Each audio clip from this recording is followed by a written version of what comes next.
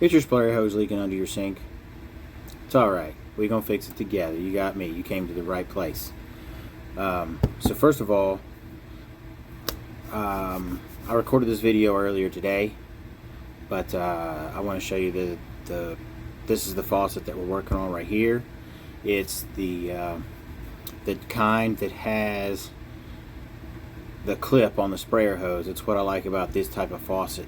Older faucets, maybe different brand faucets, have like a compression nut to hold the sprayer hose on, but these ones, it just clips on, clips off. It's good because it's easy to clip on and clip off. It's bad because they're also prone to leaks. So I mean, you take the good with the bad. But if yours is leaking right now, we're going to take care of that.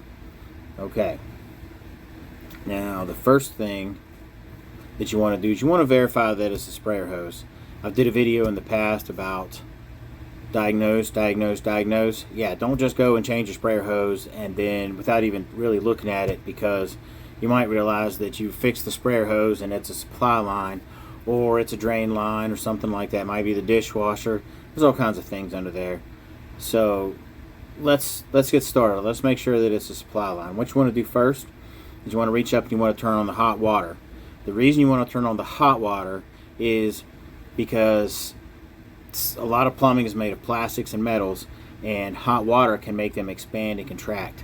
Well, if you have just a hairline crack in something and you use cold water, the pipe might contract and close that crack up. But if you put it on hot water, that might expand the pipe and open up the crack and make it leak if it's a hairline crack. In the case that where I'm working, it didn't matter whether it was hot water or cold water because it was a pretty good leak. But turn the faucet on. You can see that it's leaking from the sprayer hose. If you follow that sprayer hose where the water's coming from, you'll see the little clip there, and you'll see the underside of the faucet.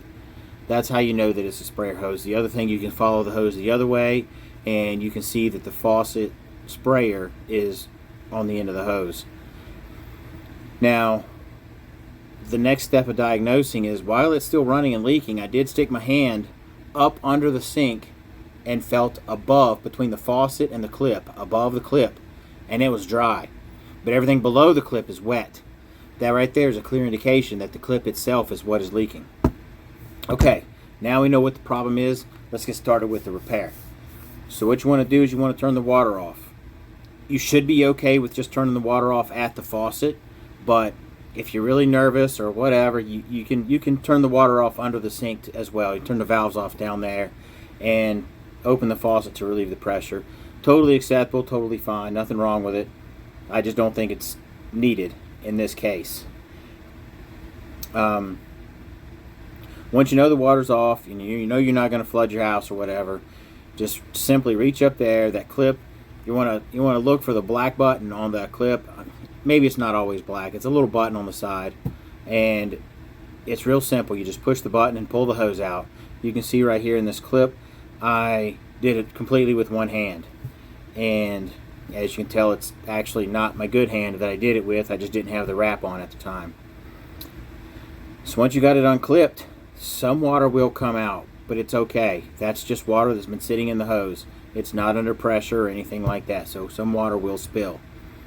Once you've got it unhooked, you get back up on top and you just pull the sprayer out along with the hose. I recommend laying it in the sink, because if anything's dripping, if the hose is still wet, water left in the hose, whatever, it's going to go in the sink and it's not going to hurt anything. It's not going to get on the floor, the countertop, nothing like that. It's going to go in the sink and down the drain. We're halfway now. We're halfway done now. So the next step is to grab the new sprayer and unwrap it. And if you're very fortunate like me, the hose is going to be rolled up in a real tight little circle, and it's not going to want to unroll from that tight little circle. So that's awesome. We'll fix that here in a little bit. What you want to do is, once you get the new sprayer hose and handle unwrapped and from the packaging, you put the hose down in the hole where the sprayer came from all the way and set the sprayer on top, and it looks fine on the top, but now we need to fix underneath. You want to crawl back underneath the cabinets, and you want to make sure that the hose did not, where it's curled up, you want to make sure that it didn't curl up around any type of shut-off valves, supply lines, drain hoses, anything like that. You want to make sure that it didn't wrap around anything. Otherwise, you won't be able to pull your sprayer out and use it in the future. Okay? So in my case, I had to unwind it from everything that it wrapped around.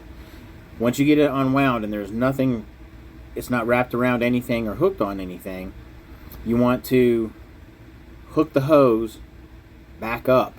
Just push it in. You'll hear it click. Give it a little tug. Make sure that it's in there good. Then you can turn on the hot water again and test for a leak. Okay, in this case, no leaks were found. So the next step, while the hot water is running, make sure that the water is, make sure you run it long enough for the water to get hot. And then you want to take the sprayer and start spraying water. You want to spray water, I don't know, maybe a minute or so. And the reason we want to do that is because the hose is a plastic hose. And with hot water running through it, the hose is going to kind of relax a little bit.